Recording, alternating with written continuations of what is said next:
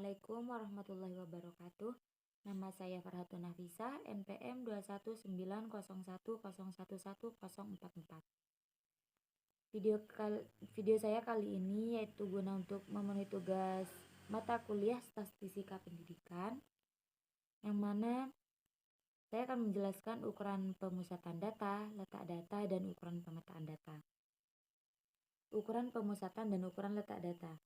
Macam-macam ukuran yang dikenal dalam dunia statistika antara lain ukuran pemusatan, ukuran letak, ukuran penyebaran, dan ukuran keruncingan data. Pada PPT ini akan dipelajari terlebih dahulu tentang ukuran pemusatan data dan ukuran letak data. A. Ukuran pemusatan data.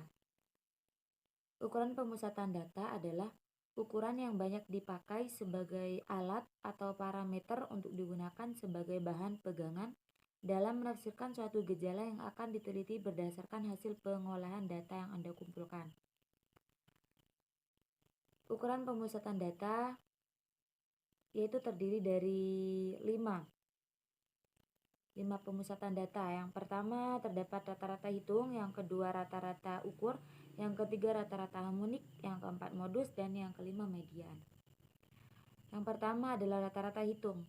Rata-rata merupakan nilai yang mewakili kumpul data, yaitu nilai yang kurang dari nilai itu, nilai yang lebih dari itu, dan nilai itu sendiri. Contohnya, Ani cantik, Rina tidak cantik, Dini sangat cantik. Jadi kesimpulannya di sini adalah rata-rata perempuan itu cantik. Kemudian dari sekumpulan data adalah jumlah dari kumpulan bilangan dibagi banyak bilangan tersebut. Lalu yang kedua rata-rata ukur. Jika perbandingan tiap dua data berurutan tetap atau hampir tetap, untuk mencari rata-ratanya lebih baik dipakai rata-rata ukur daripada rata-rata hitung. Yang ketiga rata-rata harmonik. Rata-rata harmonik merupakan kebalikan dari rataan hitung dengan bilangannya, merupakan kebalikan dari kumpulan bilangan tersebut. Yang keempat modus. Modus merupakan nilai yang paling banyak muncul dalam suatu kumpulan data atau bila dilihat dalam data berbentuk tabel. Modus merupakan nilai dengan frekuensi terbanyak dalam suatu data. Untuk menentukan modus dalam data yang sudah disusun dalam bentuk daftar distribusi frekuensi, maka langkah-langkahnya yaitu sebagai berikut. Yang pertama, tentukan kelas modus yakni kelas yang memiliki frekuensi terbesar dibandingkan kelas-kelas lainnya. Yang kedua, hitung panjang kelas yang disimbolkan P. Yang ketiga, hitung batas bawah kelas yang disimbolkan B.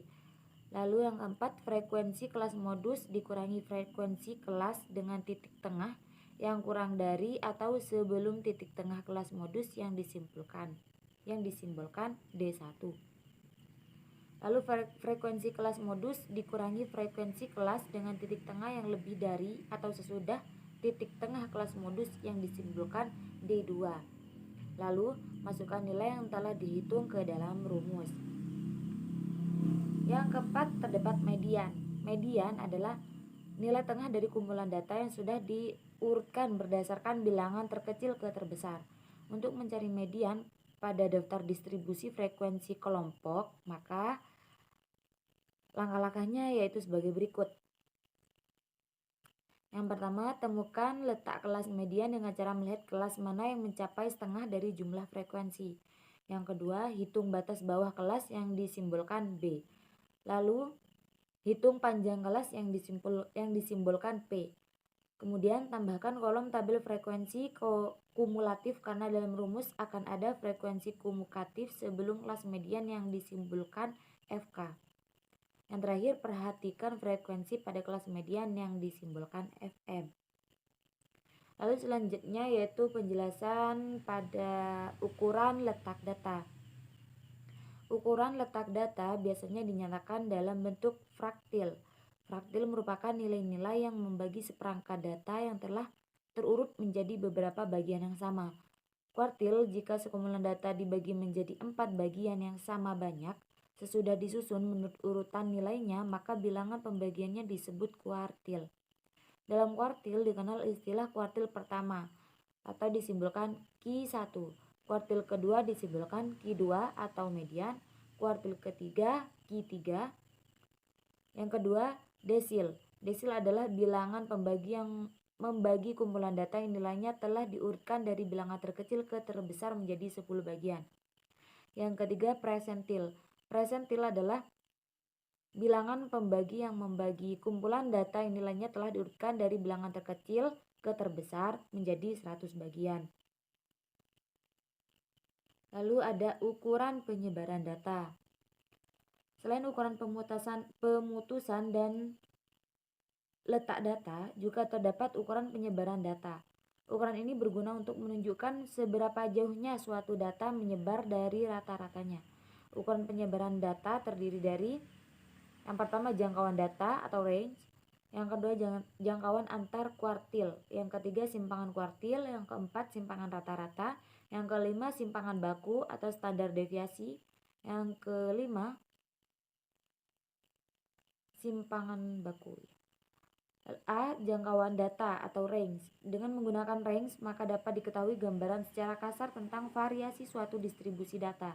Nilai range ini sangat kasar karena tidak mempertimbangkan nilai-nilai yang lain selain nilai ekstrimnya.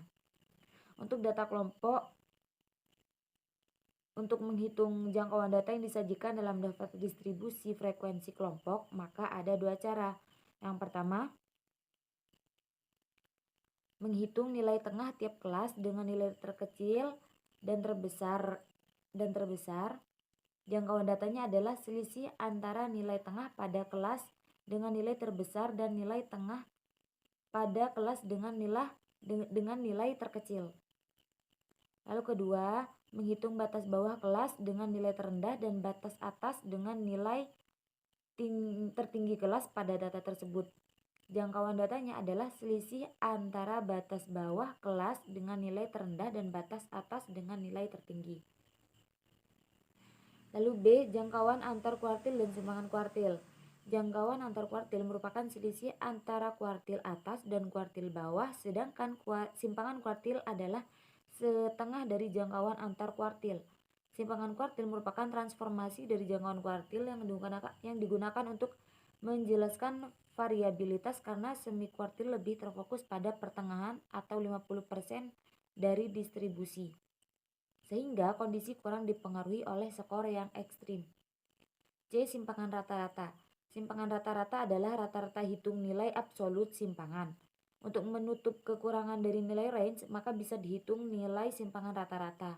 Simpangan rata-rata memperhitungkan nilai-nilai lain selain nilai ekstrim distribusi data. Lalu yang D terakhir, simpangan baku atau standar deviasi. Simpangan baku ini paling banyak digunakan dalam ukuran penyebaran data. Data menggunakan simpangan rata-rata hasil pengamatan penyebaran sudah memperhitungkan seluruh nilai yang ada pada data. Dalam simpangan baku dikenal istilah ragam atau variasi. Sebenarnya yang merupakan ukuran simpangan adalah simpangan baku. Namun, karena variasi merupakan ukuran pangkat 2 dari simpangan baku, maka variasi pun dianggap sebagai ukuran penyebaran data. Sekian dari saya, kurang lebihnya mohon maaf. Terima kasih. Wassalamualaikum warahmatullahi wabarakatuh.